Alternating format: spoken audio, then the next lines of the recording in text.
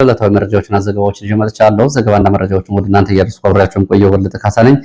በዚህ ጊዜ ከያስኳቸው መረጃዎች መካከል እንደተለመደው የግንባር መረጃዎችን ይዣለሁ። ሌሎች ፖለቲካዊ፣ ዲፕሎማሲያዊ እንዲሁም ደግሞ ወታደራዊ መረጃዎችን በተመለከተ እንደዚሁ አካትቻለሁ። የጤና ባለሙያዎችን ጥያቄ በተያያዘ ያሉ አዳዲስ መረጃዎች ምንድናቸው የሚለውንም በዚህ ሰዓት አብራችሁ ስትቆዩ የምታደምጡት ይሆናል። እንደተለመደው ሀሳብ ቢኖራችሁ አስተያየት ቢኖራችሁ ጥቆማ ዜና@gmail.com ላይ ሀሳብ አስተያየቶቻችሁን ልልኩ ትችላላችሁ። በሜሴንጀር፣ በዋትስአፕ፣ በቴሌግራምና በትዊተር የውስጥ መልእክት መላኪያ መንገዶችም መልእክቶችን ልታደርሱ ትችላላችሁ። እያደረጋችሁ ስለሆነ ብዙዎቻችሁ በእጅጉ ነው የማመሰግነው። የተለያዩ አስተያየቶች ናቸው እየደረሱኝ። ከደረሱኝ አስተያየቶች መካከል አራቱን መርጬ በዚህ ሰዓት የማቀርብ ይሆናል። እነዚህ በአመዛኙ እንግዲህ ያው በዘገባም በዜናም ሊሰሩ የሚገቡ ጥቆማና አቤቱታዎች ስለሆኑ በአስተያየት መልክ ልመጥተዋል ወደ እናንተ አደርሳለሁ።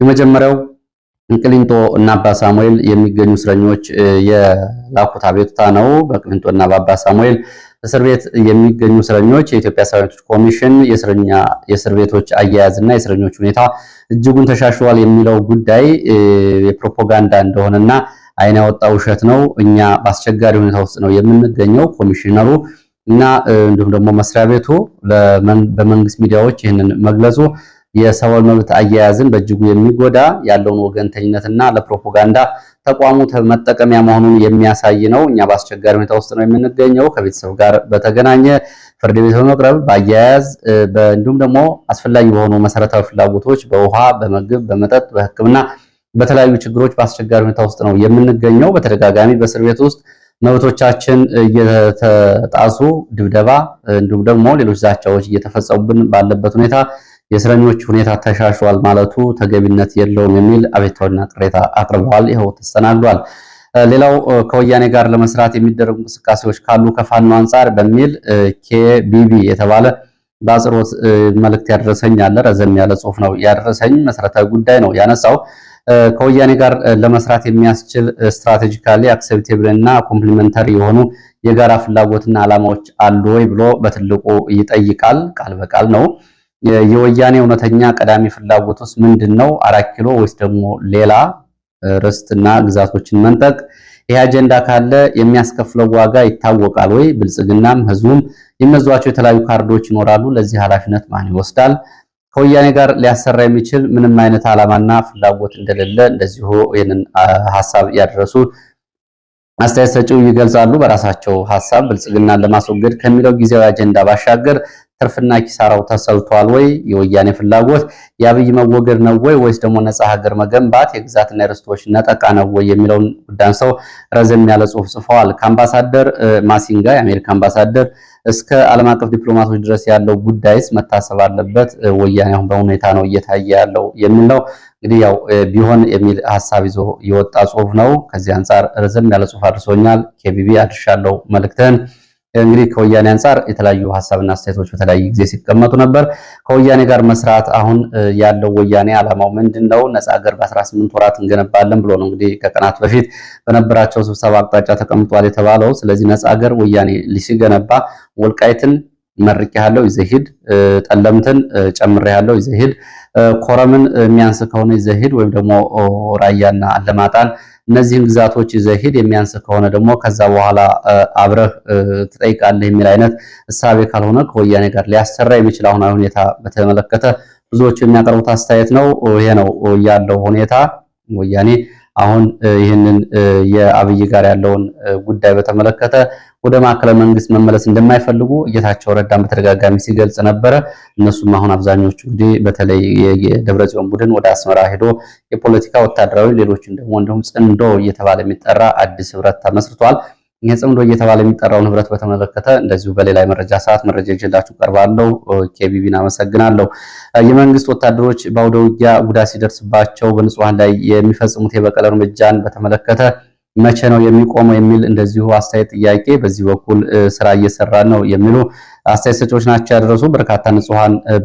በርካታ ንጹሃን ተጨፍጭፈዋል፣ ንብረታቸው ወድሟል፣ ተፈናቅለዋል። ስለዚህ ይሄ ግልጽ የሆነ የጦር ወንጀል ነው። መረጃዎችን እያሰባሰብን ነው። መረጃዎችን ያሏችሁ ሰዎች ትብብር ቢያደርጉልን በሚል የመንግስት ወታደሮች ከአውደ ውጊያ ውጭ በንጹሃን ላይ የሚፈጽሙትን የበቀል እርምጃ በተመለከተ እንደዚሁ ሐሳብ አስተያየት አድርሳችሁኛል። መረጃችሁን አሰባስቡ። የብልጽግና ባለስልጣናት ንጹሃን ተገድለው ፋኖ ተገድሏል ብለው መተማመኛ ሪፖርት የሚሰጡባቸው አካባቢዎች እንዳሉም ይህንን ተጨማሪ መረጃ ከደብረ ታቦር እያደረሱኝ አስተያየት ሰጭ ናቸው። አመሰግናለሁ። ሌላው ባህር ዳር ዙሪያ ሜጫ፣ ሙገር፣ ሐሙስ ገበያ፣ ጎንጂ፣ ወንበሪያ፣ አላኋይ ተብሎ በሚጠሩ አካባቢዎች የማዳበሪያ ስርጭትን በተመለከተ እስካሁን ድረስ እንደተስተጓጎለ ነው። መፍትሄ አላገኘንም፣ የዘር ጊዜ እያለፈብን ነው፣ አስቸኳይ መፍትሄ እንፈልጋለን በሚል ለሶስተኛ ጊዜ የአካባቢው ነዋሪዎች ይህንን ቅሬታ አቅርበዋል። ባለፈው ከፋኖ አንጻር በአካባቢው የሚንቀሳቀሱ የፋኖ መሪዎችና ቃል አቀባዩን አግኝቼ በዚህ ጉዳይ ላይ የማዳበሪያ ስርጭትን የሚያስተጓጉል ፋኖ ካለ እርምጃ እንወስዳለን፣ መረጃውን እንፈልገዋለን የሚል ምላሽ ተሰጥቶ ነበር ከ3 ቀናት በፊት። አሁን ያለው ሁኔታ ይህን ነው። ወደ ሌሎች መረጃዎች ከመሄድ በፊት በመምህራን ላይ እየተፈጸመ ያለውን አጠቃላይ ሁኔታ በተመለከተ የሚያሳይ አንድ መልእክት ቃል በቃል ደርሶኛል። ዛሬ ሪፖርተር ይዞት የወጣው ዘገባም አለ ትምህርትና መምህራን በተመለከተ በአማራ ክልል። ከዚህ ጋር በተያያዘ መጀመሪያ ሪፖርተር ይዞት የወጣውን ዘገባ ላስቀድምና እኔ ወደ ደረሰኝ መረጃ እሄዳለሁ።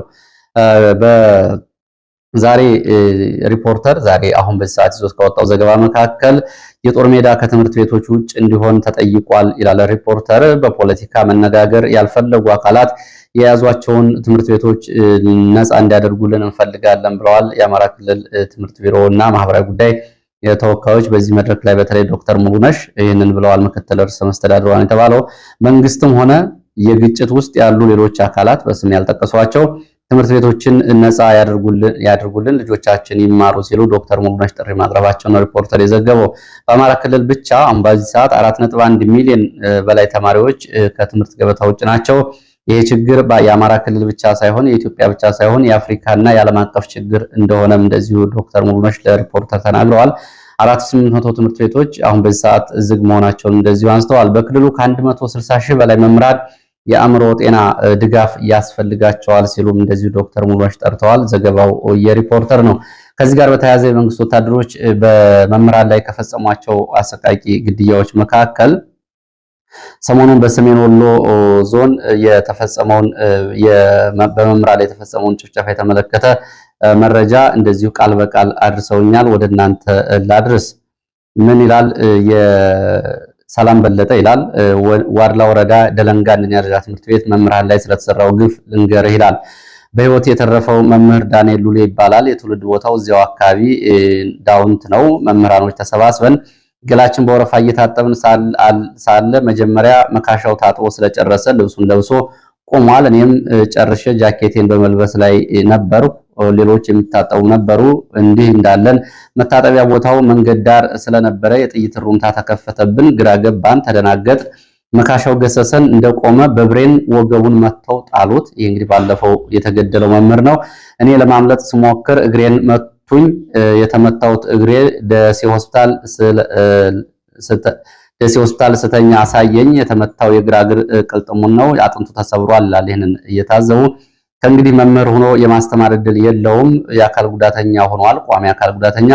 ሌሎች መምህራን ሳይመቱ ሩጠው አመለጡ። አንደኛው ግን ያው ጫማውን አውልቆ ስለነበር ሲሸሽ እግሩን ድንጋይ ቆርጦት ወደቀ። ከወደቀበት ደርሰው በያዙት መሳሪያ ሳይተኩሱ ቀጥቅጠውት ሄዱ። በኋላ ማህበረሰቡ መምህራን ናቸው ብሎ መጥቶ እኔና መካሻውን አንስተው ሲወስዱን የመካሻውን አስክሬን ከመኪና መንገድ ላይ መከላከያውና አድማ ብተናው አስጥለው ፀሐይ ላይ ሲመታው ቆየ። እኔ ከቤቴ ህዝቡ አስገብቶኝ ስለነበር አድማ ብተናው መጥቶ ከደረቴ ላይ አፈሙዙን ደቅኖ ልጨርስህ አለኝ። ኧረ ተወኝ መምህር ነኝ ስለው በመሳሪያው ሰደፍ መቶኝ ወጣ ይላል ዳንኤል። ያው ለግድያ የመጡት መከላከያና አድማ ብተና ሚሊሻዎች ናቸው። በኋላ ላይ አንድ ሚሊሻ ይሄ መምህር ነው አውቀዋለሁ ሲል ሰማሁኝ። ጥይት ማዕበል ያወርዱብን ሆን ብለው እንደሆነ ገባኝ። በሌላ በኩል ዳውንት ወረዳ ቅድስት የገብርኤል ተብሎ የሚጠራው አካባቢም እንደዚሁ በሶስት መምህራኖች ላይ የደረሰውና በመከላከያዎች መሞታቸው ተከትሎ የተፈጸመውን በቀልም እዚሁ ላይ አንስተዋል። እንግዲህ በአጠቃላይ ይዘገናል። ሕክምናም እያገኙ አይደሉም መምህራኖቹ። የሚያሳክመውም በተለይ ይህን ዳንኤል የተባለውን የሚያሳክመውን በቂ ገንዘብ እንዲሁም ደግሞ ቤተሰብ የለውም። በዚህ እንግዲህ ማህበረሰቡ ከፍተኛ ፈተና ውስጥ ነው። በመጨረሻም ስለመካሻውና ዳንኤል በግፍ መገደልና መቁሰል ህዝቡ ተቆጥቶ ከክልል ከመጡ ከወረዳና ፖለቲከኞች ጋር ተሰብስቦ ተወያይቶ ነበረ። የወረዳው አስተዳዳሪ የተናገረው ነገር እጅግ አሳዛኝ ነው። በእንቅርት ላይ ጆሮ ደግፍ እንዲሉ ፋኖዎች በሌሉበት ቦታ ከፋኖ ጋር ሲሸሹ ነው የተመቱት ብሎ ህዝቡን ሌላ ብስጭት ውስጥ ከቶታል። እንግዲህ በእርሱ ልብ ሩጠው ያመለጡት መምህራኖችን ፋኖ ናቸው ብሎ መፈረጁ ነው። የብልጽግና ካድሬዎች በመከላከያና በአድማ ብተና ለሚፈጽሙት ግድያ ይህንን ነው እየሰጡ ያሉት መተማመኛና ሽፋን። በእጅጉ ያሳዝናል። እንግዲህ መምህራኖች ላይ የተፈጸመውን ይህንን በተመለከተ ነው። ባለፈው እንግዲህ በዚህ ግድያ ህይወቱ ያለፈው ወደ ዳውንት ሄዶ የቀብር ስነስርዓት መፈጸሙና ሌላው መምህር ዳንኤል ሉሌ የሚባለው ደግሞ እግሩ ተቆርጦ አሁን በቤተሰቦች ነው የሚገኘው። እነዚህ መምህራን በመከላከያና በአድማ ብተና በተፈጸመባቸው የጥይት እና እንዲሁም ደግሞ ድብደባ ነው እንደዚህ ህይወታቸው ያለፈው የአካል ጉዳተኛ የሚሆኑት። ይሄ በመምህራን ላይ እየተፈጸመ ያለ ግፍ ነው። ወደ ጤና ባለሙያዎች ጥያቄዎች እሄዳለሁ። የጤና ባለሙያዎቹ እንግዲህ በተለይ ሲኒየር ሐኪሞች መግለጫዎችን እየሰጡ ነው የሚገኙ። ዛሬ ግንቦት 24 2017 ዓ.ም ከዚህ መግለጫ ከሰጡት መካከል በአዲስ አበባ ከተማ የካቲት 12 ሜዲካል ኮሌጅ ሆስፒታል ሲኒየር ሐኪሞች የአቋም መግለጫ አውጥተዋል። ሐኪሞቹ ላለፉት 2 ሳምንታትና ከዛ በላይ በአድማው ምክንያት የቻሉትን ጽኑ ህሙማን ድንገተኛ ክፍሎችን ሲከታተሉ መቆየታቸውና ከአድማው ጀምሮ ይህንን ለመሸፈን ያላሳለሰ ጥረት ማድረጋቸውን በመግለጫው መግቢያ ላይ ገልጸዋል። የመንግስት ባለስልጣናት የጤና ባለሙያዎችን ጥያቄ የያዙበት መንገድ በተለይ የሆስፒታል አስተዳዳሪዎች እጅግ ችግሩን እያወሳሰበው እንደሆነ እንደዚሁ ሐኪሞቹ ገልጸዋል። እነዚህ ሐኪሞች 6 አቋም መግለጫዎችን 6 ነጥቦችን አስቀምጠዋል። አንደኛ ለቀረበው የጤና ባለሙያዎች ጥያቄዎች በአስቸኳይ ምላሽ እንዲሰጥና መንግስት ይህንን ለመመለስ ዝግጁ ሆኖ የሕክምና ስርዓቱን ከውድቀት እንዲታደግ ጥሪ አቅርበዋል።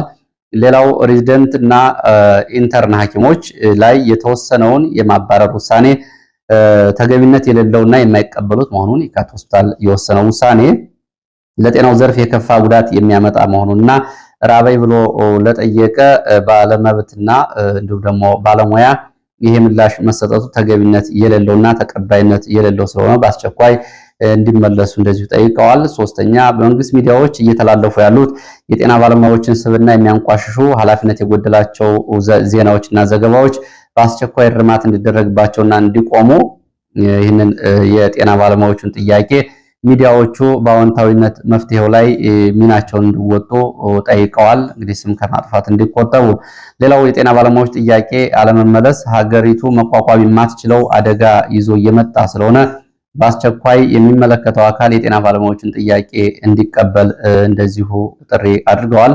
በዚህ ምክንያት የሲኒየር ሐኪሞቹ በዚህ ምክንያት መንግስት የጤና ባለሙያዎችን ጥያቄ ባለመቀበል ለሚደርሰው አጠቃላይ በታካሚዎች ላይ ለሚደርስ የህይወት ጉዳትና ተዛማጅ ጉዳዮች ኃላፊነቱን እንደማይወስዱና ይህንን ኃላፊነት መውሰድ ያለበት የመንግስት ኃላፊነትና የሆስፒታሉ የተለያዩ አስተዳደር ኃላፊዎች እንደሆኑ ሲኒየር ሐኪሞቹ በመግለጫቸው ገልጸዋል። ሌላው የታሰሩ ሐኪሞች ያለ ቅድመ ሁኔታ በአስቸኳይ እንዲፈቱም እንደዚሁ ጠይቀዋል። እንግዲህ በአዲስ አበባ የካቲት 12 ሆስፒታል ሲኒየር ሐኪሞች ናቸው። ባለፈው የጎንደር ሆስፒታል ከዛም ቀጥሎ የጥቁር አንበሳ ሆስፒታል ሐኪሞች መግለጫዎችን ማውጣታቸውና ከነገ ሰኞ ጀምሮ ብቻቸውን ስራውን ጫናውን ስለማይቋቋሙት በስራ ላይ እንደማይገኙና በዚህ የሚደርሰው ጉዳት መንግስት ኃላፊነቱን እንዲወስድ እየጠየቁ ነው የሚገኙት።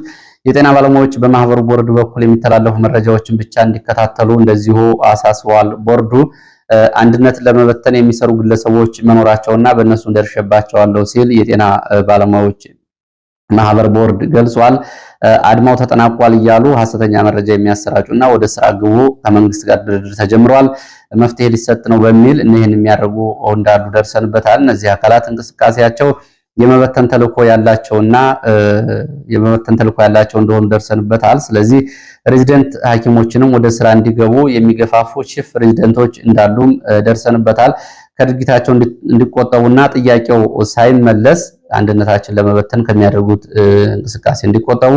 በተቋም የሚደረግ ድርድር የለም። አገር አቀፍ ጥያቄ ነው የቀረበው። ጥያቄውም አገር አቀፍ ነው። ስለዚህ ከባድ መስዋዕትነት የጤና ባለሙያው እየከፈለበት ያለ ጥያቄ ስለሆነ ጥያቄው ከአንድ መስሪያ ቤት ጋር ከአንድ ተቋም ጋር በሚደረግ ድርድር አይፈታም። ይህ አንድነትን የሚበትን ካልሆነ የሚያመጣው መፍትሄ ስለሌለ አርፋችሁ ተቀመጡ ብሏል ቦርዱ። ሌላው ደግሞ ሲኒየር ሐኪሞች ወደ ንቅናቄያችን መምጣታቸው ጥያቄያችን ፍትሃዊ መሆኑንና ጥያቄያችን እንዲመለስ አስተዋጽኦ ስለሚኖረው ይህንን ጠቀሜታ በመገንዘብ ለሲኒየር ሐኪሞችም ምስጋና እናቀርባለን ብለዋል።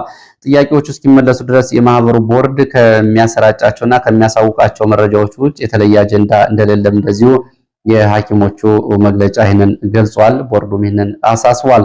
ሌላው ከዚህ ጋር በተያያዘ እንግዲህ በኢትዮጵያ ውስጥ የጤና ባለሙያዎች የስራ ማቆም አድማ ላይ ባሉበት ሰዓት መንግስት ደግሞ ለጥያቄው ተገቢ ምላሽ እየሰጠ ባልሆነበት በዚህ ሰዓት በኢትዮጵያ ውስጥ በሽታ ወረርሽኝ ተከስቷል። ይህም እንግዲህ የዝንጀሮ ፈንጣጣ እየተባለ የሚጠራው በሽታ በኢትዮጵያ አሁን ስርጭቱ እየጨመረ እንደሆነ ጤና ጥበቃ ሚኒስቴር ባወጣው መግለጫ ለማረጋገጥ ተችሏል። በሽታው የተያዙ ሰዎች ቁጥር አሁን 6 ደርሷል። በዚህ ጋር ተጠርጥረው የተያዙ እንደዚሁ 9 አሉ። በአጠቃላይ 15 በላይ ሰዎች በዚህ የዝንጀሮ ፈንጣጣ ተጠቅተዋል። አንድ ሰው ህይወቱ አልፏል። ይሄ ነው እንግዲህ አስደንጋጭ ዜና የሆነው። የሕክምና ባለሙያዎች በሌሉበት ሁኔታ ይሄ ወረርሽኝ በኬንያ በኩል ወደ ኢትዮጵያ ገብቷል ከተባለበት ጊዜ ጀምሮ አሁን የመጀመሪያ ጊዜ አንድ ሰው ህይወቱ አልፏል። በዚህ ቫይረስ ተጠቅቶ የነበረ ሰው ነው እየተባለው። ጤና ጥበቃ ሚኒስቴር ከተጠርጣሪዎቹ 15 መድረሳቸውንና ሌሎች ተጨማሪ ደግሞ በለይቶ ማቆያ ውስጥ መሆናቸውን እንደዚሁ አሳውቋል። ይህ እንግዲህ ከሐኪሞች ጥያቄዎች አንጻር ያሉ ናቸው። ሌሎች እንዲሁ በትይዩ ሐሳብና አስተያየት ያለባቸው መረጃዎች ላድርሳችሁ። ጠቅላይ ሚኒስትር አብይ አህመድ የሚያዝያና የግንቦት የ2017 አጠቃላይ ተግባራታቸውን የሚያሳዩ ኢኮኖሚያዊ እንቅስቃሴዎች በቴክኖሎጂ በኩል ጠቅላይ ሚኒስትሩ ያደረጉትን በዲፕሎማሲና በልማት ስራዎች በኩል ያከናወኗቸው የሁለት ወራት ተግባራት ተብለው በመንግስት ሚዲያዎች የምስል የፎቶግራፍ መረጃዎች ከዛሬ ጀምሮ በብዛት እየተለቀቁ ነው የሚገኙት። ይህ እንግዲህ ብዙዎቹ አስተያየት እንዲሰጡበትና ብዙ ተጠየቅ ጥያቄዎች እንዲነሱበት የሚያደርግ ነው። የአንድ ሀገር ጠቅላይ ሚኒስትር መደበኛ ተግባሩ አይደለም ወይ? የሀገሪቱ ሚዲያዎች ዛሬም ግለሰብ ተኮር የስብና ግንባታ ላይ ያሉት ለምንድን ነው? ዓላማውስ ምንድን ነው? መደበኛ ስራቸውን የሰሩ ጠቅላይ ሚኒስትር በሁለት ወራት ውስጥ እንደገና አዲስ ሚዲያዎቹ ዘገባና ይህንን የሚሰሩት ጉዳዩ ምንድነው ብሎ ብዙ ህዝብ እየጠየቀ ነው የሚገኘው። አስተያየት ሰጪዎችም በዚህ የሚመጣ የህዝብ ድጋፍ አለ ወይ? ጠቅላይ ሚኒስትሩ ያጡትን የህዝብ ድጋፍ በዚህ መንገድ ሚዲያዎቹ መመለስ ይችላሉ ወይ? ምንድነው ዓላማው? በየዕለቱ ለነዚህ ክንውኖች ጠቅላይ ሚኒስትሩ ወደ አውሮፓም ሲሄዱ ሌሎችን ተግባራት ሲያከናውኑ የመንግስት ሚዲያዎች ከበቂ በላይ ዘገባ ሽፋን ሰጥተዋቸው አልነበረም ወይ? አሁን ይሄ ጉዳይ የመጣውና በሁለት ወራት አንድ ጠቅላይ ሚኒስትር ሰርተዋቸዋል የተባሉ ተግባራት እንደ ዜና እንደ መረጃ ሆነው ሁሉም በዚህ በኩል እንግዲህ ሊሰማቸው የተደረጉት ለምንድን ነው የሚለው ነው አብሮ እየተነሳ ያለው። እንግዲህ ያው ጠቅላይ ሚኒስትሩ የራሳቸውን የገጽታ ግንባታ ላይ ያተኮሩ እንደሆኑ ካሁን በፊትም በተለያየ መንገድ ሲገለጽ ነበር። አሁን ደግሞ የኔን ተግባራት የሁለት ወራት ተግባራት የሀገሪቱ ሚዲያዎች መናገር አለባቸው በሚል ትዕዛዝ ይመስላል ይሄ የሆነ ያለው። አጠቃላይ ከውጭም ከውስጥም ላለው የፖለቲካ ግፊት ምላሽ ለመስጠት እንግዲህ ያው በሚዲያ የፕሮፓጋንዳ ምላሽ ለመስጠት እንደሆነ ምንም ጥርጥር የለውም። ከዚህ ጋር በተያያዘ እንደዚሁ ለፕሬዝዳንት ኢሳያስ አፈወርቂም የመከላከያ ሚኒስትሯ ወይዘሮ ኢንጂነር አይሻ መሐመድ ምላሽ ሰጥተዋል። ኢሳያስ አፈወርቂንም በዚህ በሚኒስትሯ ንግግር እንግዲህ ምላሽ በሰጡበት ዘልፈዋቸዋል። ኢሳያስ አፈወርቂ የሚመሩትን ሀገርና ሀገር ነው ህዝብ ነው ብሎ መጥራት አይቻልም። ህዝባቸውን በፍርሃት ቆፈን ሸብበው ያለ ሀገር ህዝብ እየመሩ ይህንን በሰው ሀገር ላይ ይህንን መናገር አይችሉም። አመላቸውን የተለመደ ባህሪያቸው ነው ሲሉ ነው እየገለጿቸው። ሰራዊታችን ብለው ስለ ሰራዊቱ ደግሞ ሚኒስትሯ በሰጡት አስተያየት ብዙ ምላሾች ያሉበት ጉዳይ ነው። ሰራዊታችን እየተደራጀው በእነሱ ትዕዛዝ እንግዲህ በነ ኢሳያስ ትዕዛዝ ማለታቸው ነው እዚህም እዛም ለሚነሱት ኃይሎች አይደለም። ሰራዊታችን የተገነባው ለኢትዮጵያ ብሔራዊ ጥቅም የቆመ ነው። ወደ ኢትዮጵያ የሚቃጡ ማንኛቸውም ጥቃቶች ለመከላከል ነው። አዳዲስ አደረጃጀቶችንም አደራጅተናል። እንደ ባህር ኃይል ልዩ ዘመቻዎችን እና የሳይበር ዘመቻና የሳይበር ክፍልም አደራጅተናል በመከላከያ ውስጥ ሲሉ ነው የተናገሩት። ይሄ ኃይል ተገንብቷል። በሰፈር ለሚንቀሳቀሱት የሰፈር ሚሊሻ ይበቃቸዋል ሲሉም እንደዚሁ እንግዲህ አጠቃላይ የትጥቅ ትግል የሚያደርጉ ኃይሎችን ለማናናቅ የሄዱበት መንገድም እንደዚሁ በርካታ ጥያቄዎችን የሚያስነሳ ይሆናል። ሚኒስትር ኢንጂነር አይሻ መሐመድ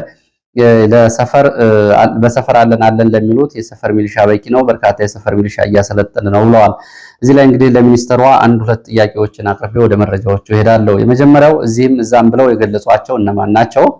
እንደዛ ከሆነ ካሁን በፊት ጠቅላይ ሚኒስትሩም 4 ክላሽ ይዘው የሚንቀሳቀሱ አካላት ሲል በፓርላማም እንደዚሁ ማንሳታቸው ይታወቃል።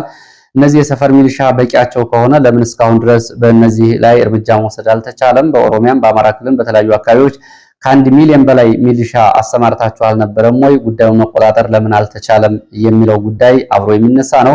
ከሚሊሻ ያልፉም የተባሉ ከሆኑ እነዚህ ኃይሎች እንግዲህ በደንብ እንደምናውቀው የአየር ኃይል፣ የድሮን ቴክኖሎጂ፣ የሮኬት፣ የመድፍና ብረት ለበስ ሞተራይዝድ እና መካናይዝድ እግረኛ ባህር ኃይል ኮማንዶ፣ አየር ወለድ ኮማንዶ፣ ሪፐብሊካን ኃይልና ኮማንዶ፣ ልዩ ዘመቻዎች ኮማንዶ፣ ስፔሻል ኤሊት ፎርስ ኮማንዶ ለምን ስምሪት ወሰደ? ይሄ ሁሉ ኃይልስ በግንባር ተገኝቶ ለምን ጉዳት ደረሰበት? እንግዲህ በአማራ ክልል ጦርነቱ ከተጀመረ ጀምሮ እንግዲህ ከመቶ በላይ የድሮን ጥቃቶች ተፈጽመዋል። በተመዘገበ መንገድ ጥቃቶቹ እስከ 168ም ይደርሳሉ የሚሉ መረጃዎች አሉ። ከዛም ሊጨምሩ ይችላሉ። ስለዚህ 168 ጊዜ በላይ የድሮን ጥቃት የተፈጸመው የሰፈር ሚሊሻ ለሚበቃቸው ኃይሎች ነው የሚለው እንግዲህ ሚኒስትሯ ሊመልሱት የሚገባ ነው። ሰሞኑን በተደጋጋሚ ይህንን በተመለከተ እንግዲህ ሌሎችን ባለስልጣናት ሲናገሩት የተሰማ ጉዳይ ነው። ልዩ ሰራዊት ገንብተናል፣ ጀነራል አበባውም ታይቶ በማይታወቅ በኢትዮጵያ ታሪክ ትልቅ ሰራዊት ገንብተናል እያሉ ነው የሚገኙት። ጎን ለጎንም የጦር መሳሪያ ግዢዎች እየተፈጸሙ ነው። ይህ እንግዲህ ከኤርትራ ጋር እና እንዲሁም ደግሞ ከቀይ ባህር ቀጠና ጋር ካለው ጉዳይ ጋር የሚያያይዙትና አሁንም አላማችን ወደዛ ነው የሚል አስተያየት ነው እንግዲህ በመንግስት ባለስልጣናት መግለጫዎች ውስጥ የሚታየው። ወደ መረጃዎች እቀጥላለሁ። ህወሓት ነክ መረጃዎችን ላስከትልና ወደ ሌሎች መረጃዎች እመጣለሁ። በህወሓት ነክ መረጃዎች መካከል እንግዲህ ከህወሓት የወጣው ቡድን ስምረት እያለ የሚጠራው አዲሱን በራሱ ፓርቲ እየመሰረቱ ነው የሚለው ትናንትና በሸራተን አዲስ በሰጠው መግለጫ ለትግራይ አዲስ አስተሳሰብና መንገድ ያስፈልጋታል ብሏል። የትግራይ ህዝብ በድህረ ጦርነት አስከፊ ሁኔታ ውስጥ እንደሚገኝ ይህን እንግዲህ አብሮ ገልጿል። በዚህ አስከፊ ሁኔታ እንግዲህ ፓርቲው የትግራይን አጠቃላይ ሁኔታ ለማሻሻል እየመጣ እንደሆነና ፓርቲው ለህወሓት አባላት ጭምር ጥሪ አቅርቧል። ኑ ተቀላቀሉኝ ብሏል። ለህወሓት አባላት ራሳቸውን መስራቾቹ የህወሓት አባላቶች ናቸው። ከመስራቾቹ 100 የሚሆኑት የውስጥ 90 የሚሆኑት በመቶኛም 90% ትግራይ ውስጥ የሚገኙ ናቸው። እንዲሁም ደግሞ 10% የሚሆኑት በስጋት ምክንያት አሁን ወደ ትግራይ መሄድ የማይችሉ በአዲስ አበባ የሚገኙ ከ100 በላይ መስራች አባላት ያሉት እንደሆነም ተገልጿል። ፓርቲው መታገያ ፍኖተ ካርታው እንደሞ ማንፌስቶውን በቅርቡ ለህዝቡ ውይይት ይፋ እንደሚያደርግም ገልጿል። በትግራይ መስራች ጉባኤውንም ያደርጋል ሲሉ ነው ይህንን እየገለጹት። ያው እንግዲህ ደብረጽዮንን የፖለቲካ ክፍተት ለመተካት አዲስ ፓርቲ ነው በነጌታቸው ረዳ በኩል የመጣው። ይሳካለታል ወይስ አይሳካለትም የሚለውን በተመለከተ ከአሁኑ አስተያየቶችን ማስቀመጥ ይቻላል። በእርግጥ በትግራይ ውስጥ ከፍተኛ የሆነ የለውጥ ፍላጎት አለ። ግን ከነ ደብረጽዮን ቡድን ወጥቶ የነጌታቸው ቡድን በትግራይ ውስጥ የፖለቲካ ድጋፍ ያገኛል ወይ የሚለውን አብረው የሚታይ ነው። የነጌታቸው ቡድን እንግዲህ ደቡባዊ ዞን እንደርታና አካባቢዎቹ ጠንካራ ድጋፍ እንዳለው ከአሁኑ ማረጋገጥ ይቻላል። ከዛ ባለፈው ግን በሌሎቹ የትግራይ ዞኖች እንደ ሽሬ፣ አክሱም፣ አድዋ በመሳሰሉት አካባቢዎች ይህንን ድጋፍ ያገኛሉ የሚለው ጉዳይ የብዙዎቹ አሳሳቢ ነው። ከአሁን በፊት እንግዲህ 3-4 ጊዜ በትግራይ ተወክለው የሄዱ ተወካይ አስተዳዳሪዎች ጌታቸው ረዳን ጨምሮ አሁንም ጀነራል ታደሰን ጨምሮ እየገጠማቸው ያለው ችግርና ከአካባቢው የተባረሩበት መንገድ ይህንን ነው የሚያሳየው። ሌላው የነ ደብረጽዮን ቡድን ደግሞ እስከ ቀጣይ ሮብ ድረስ የታገዱ ተሽከርካሪዎችና ሸቀጦች ወደ ትግራይ የማይገቡና የማይለቀቁ ከሆነ አስቸኳይ እርምጃ እንወስዳለን ብሏል ነው የተባለው። ምን አይነት እርምጃ እንደሚወስድ የታወቀ ነገር የለም። ጀነራል ታደሰ ወረደ ይህንን ጉዳይ አብይ አህመድ ጋር ተነጋግሮ እየደረሰበትን እንዲያሳውቅም የነ ደብረጽዮን ቡድን ለጀነራል ታደሰ ወረደ ትዕዛዝ አስተላልፏል ነው የተባለው። ጀነራል ታደሰ በእንደርታ ወረዳ አመራሮች እንዲመለሱ አድርገዋል የሚል ሌላም ዜና ወጥቷል። ባለፈው በነ ደብረጽዮን ቡድን የወረዳ መዋቅሮች ሲፈርሱ የተባረው የነበሩ የወረዳ አስተዳዳሪዎች በእንደርታ ወረዳ እንዲመለሱ አድርገዋል ነው የተባለው። ይህም እንግዲህ በነ ደብረጽዮን ቡድን የተባረሩት መመለሳቸው ከነ ደብረጽዮን ቡድን ጋር ቅራኔ ውስጥ ይከታቸዋል ነው የተባለው። የነጌታቸው ደጋፊ ናቸው ተብሎ የተባረሩ ባለስልጣናትን ወደ ስልጣን መመለስ በነ ደብረጽዮንና በነ ጀነራል ታደሰ ወረደ መካከል ድጋሚ እንግዲህ ያው ልዩነት ሊያሰፋ የሚችል ማቃቃር እንደሆነ ነው አስተያየት ሰጪዎች እየገለጹ የሚገኙት። ወደ ሌሎች መረጃዎች እሄዳለሁ። ወደ ሌሎች መረጃዎች ሲሄድ የግንባር መረጃዎች ነው የማስከትለው።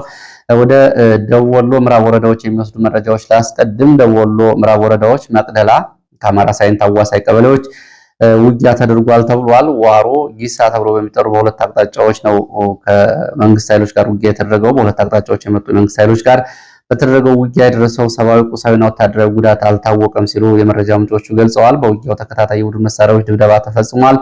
በቡድን መሳሪያዎች ንጹሃን ስለመገደላቸው ገልጸዋል። በንብረት ላይም እንደዚሁ ጉዳት ደርሷል ተብሏል። በመንግስት ኃይሎች ላይም ሆነ በፋኑ ላይ የደረሰው ጉዳት አልታወቀም የሚሉት የመረጃ ምንጮች በመቅደላ በሌላ በኩል ደግሞ የወተት ተብሎ በሚጠራው ቦታም እንደዚሁ ከባድ ውጊያ ተደርጓል። ከዳውንትና ከተንታ አቅጣጫ የመጣ የመንግስት ኃይል ጋር በሁለት አቅጣጫ ነው በዚህ ቦታ ውጊያ እየተደረገው። በዚህም በተደረገው ውጊያ የደረሰው ጉዳት አልታወቀም የሚሉት የመረጃ ምንጮች የመንግስት ኃይሎች ከተንታ ወደ መቅደላ የወተት አቅጣጫ ሲንቀሳቀሱ ደባቅ በተባለው ቦታ ላይ በተፈጸመ የደፈጣ ጥቃት በርካታ የሚሊሻ አባላት ሙትና ቆስለኛ ሆነዋል። እንደዚህ ወደ ተንታም የተመለሱ አሉ ነው የተባለው። የደፈጣ ጥቃቱ በአድባብተና በሚሊሻ አባላት ላይ ጉዳት አድርሷል ተብሏል። ኮሬብ ከተማ እዚሁ መቅደላ አሁንም በፋኖ እጅ እንደምትገኝ ነው የመረጃ ምንጮቹ የገለጹት። የመንግስት ኃይሎች ኮሬብ ከተማን ለቀው መውጣታቸውን ተከትሎ የፋኖ ኃይሎች ወሳኝ የተባለች ከተማ ይዘዋል ተብሏል። ሌላው እገታ ጋር በተያያዘ እንደዚሁ ከወጡ መረጃዎች መካከል የብልጽግና ባለስልጣናት የያዟቸውን የፋኖ ቤተሰቦች ለቀዋል ነው የተባለው። የፋኖ ቤተሰቦች እየተለቀቁት የብልጽግና ቤተሰቦች በመያዛቸው ምክንያት ነው ተብሏል። የፋኖ ቤተሰቦች ተብለው ህፃናት፣ ሴቶች ተይዘው ነበረ። የፋኖ ባጸፋ የብልጽግና ባለስልጣናት ቤተሰቦችን መያዙን ተከትሎ በተደረገ ድርድር የታገቱ የፋኖ ቤተሰቦች ተለቀዋል ነው የተባለው። እንደዚህ አይነት ጉዳይ በነገራችን ላይ ማዕከላዊ ጎንደር፣ ምዕራብ ጎንደር፣ ደቡብ ወሎ ነው በብዛት እየተስተዋለ የሚገኘው። ሰሞኑን በጎንደር ዙሪያ ወረዳ ማክሰኝት አቅራቢያ የፋኖ ዘመነ ምህረት ቤተሰቦች በሚል 15 ቤቶች መቃጠላቸው እና በእሳት መውደማቸው ይታወቃል። በወቅቱ እንግዲህ ፋኖ ዘመነ ምህረት ለዞኑ የጸጥታ አስተዳደር ደውሎ በውጊያ ገጥመናል፣ ፖለቲካዊም እንዲሁም ደግሞ ወታደራዊ ግንባር ውስጥ ነው የምንገኘው፣ በሱም ታሸንፉን ከሆነ አሸንፉን፣ ካልሆነ ቤተሰቦቻችን አታሰቃዩ፣ ከዚህ ይሄ ጉዳይ ወደማያበራ የእርስ በርስ ማህበራዊ ቀውስ ውስጥ ይከተናል የሚል ማስጠንቀቂያ መስጠቱ ተሰምቷል። ከዚህ ጋር በተያያዘ እንግዲህ በመቅደላ ወረዳ የብልጽግና ባለስልጣኑ ቤተሰቦች መያዝ ተከትሎ ተለቀዋል። የፋኖ ቤተሰቦች ነው የተባለው።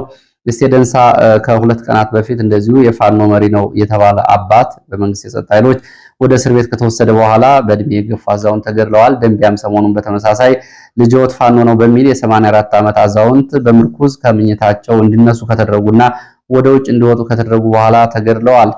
ሌላው መረጃ ወደ ደቡብ ጎንደር ጋይንት የሚወስደን ነው። ላይ ጋይንት ንፋስ መውጫ ከተማ ምሽቱን ከፍተኛ ተኩስ ነበር ተብሏል።